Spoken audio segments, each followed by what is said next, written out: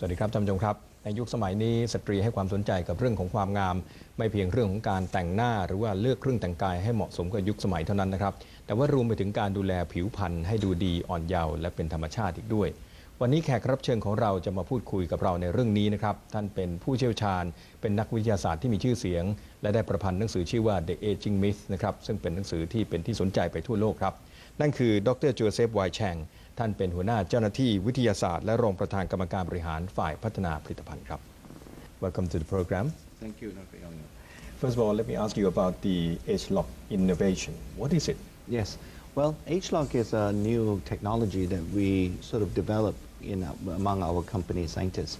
It's really focused on trying to understand how genes can affect the aging process.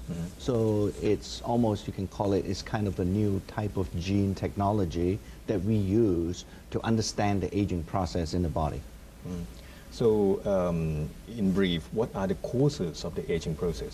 Yes, and again, for many, many years of scientific research, we and other scientists in the United States, we are beginning to understand that the aging process is very much related to these sources of aging that are actually located at the genetic level.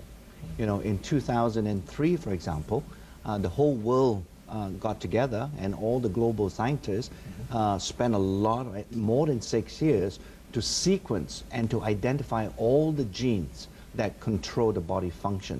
And they've discovered there are roughly around 25,000 genes that control all the body functions in the body.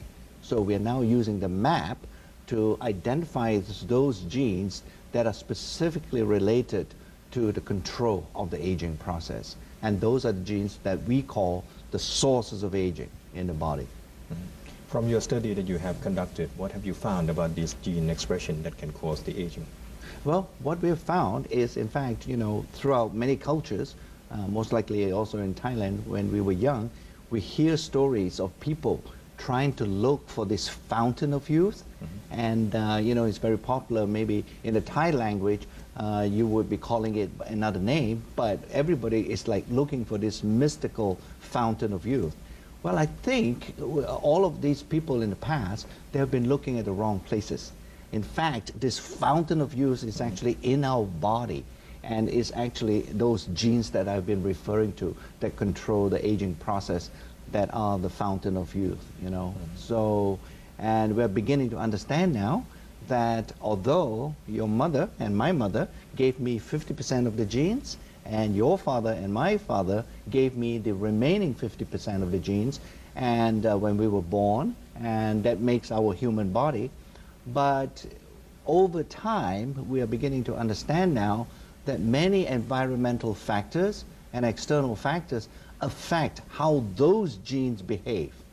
And if these environmental factors are not good, are negative, like pollution, smoking habits, you know, not eating right.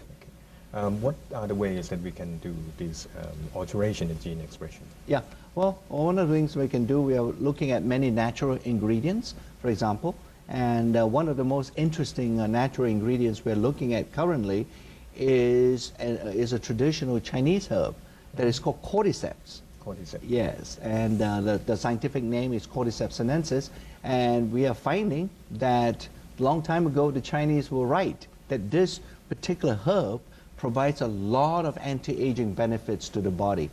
The difference is, 1,000 years ago, the Chinese didn't know how it acts. Now we know by testing that cordyceps, for example, we are finding it affects many, many anti-aging related genes. And they restore the function of these genes, if you will. And our H-Lock technology gives us the ability and all the scientific tools to look at this particular genetic effect. Okay. So these particular herbs, cordyceps, how do human beings take that and cause some benefits in terms of the anti-aging? Well, one of the most important things with natural herbs is that you have to take the right dose, if you will. And sometimes when you use the natural cordyceps and you use it in soups or in the foods that Chinese people eat, you cannot control the dose. So sometimes it works and sometimes it doesn't. Now, there's another study that you have been involved with to do with the food intake, the calories. How does that relate to the aging process? That's an important.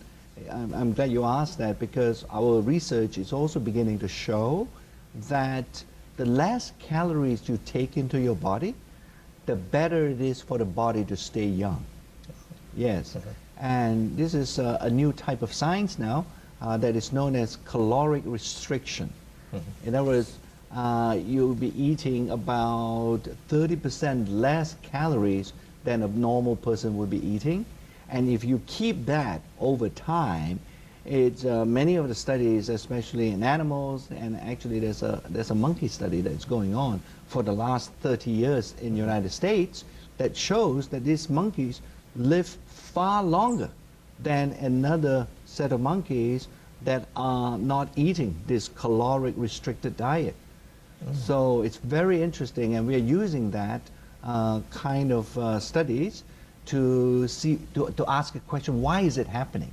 And once again, we are finding there are many genes in the body that are behaving differently under caloric restriction.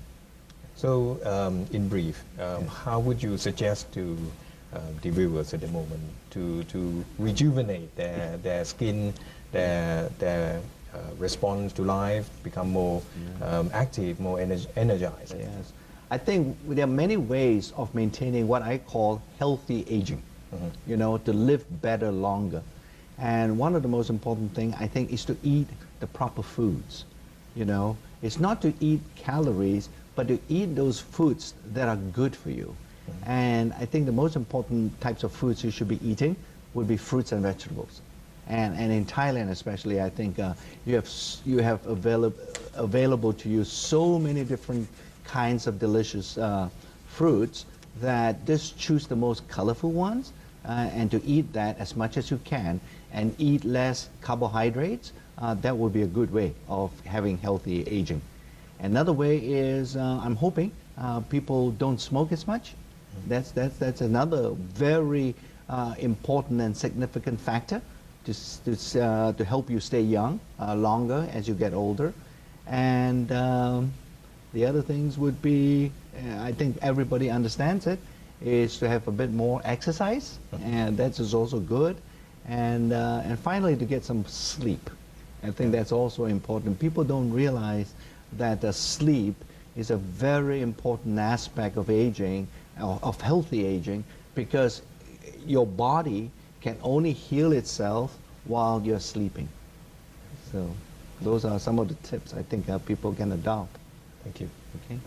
ครับเป็นเรื่องราวที่น่าสนใจและน่าจะเป็นประโยชน์อย่างยิ่งสำหรับท่านผู้ชมทุกท่านในเรื่องของการดูแลสุขภาพอนามัยและการดูแลผิวพรรณนะครับต้านความชราครับสำหรับรายการในวันนี้ขอบพระคุณดรโจเซฟไวแชงหัวหน้าเจ้าหน้าที่วิทยาศาสตร์และรองประธานกรรมการบริหารฝ่ายพัฒนาผลิตภัณฑ์เป็นอย่างยิ่งครับ Thank you very much. Thank you.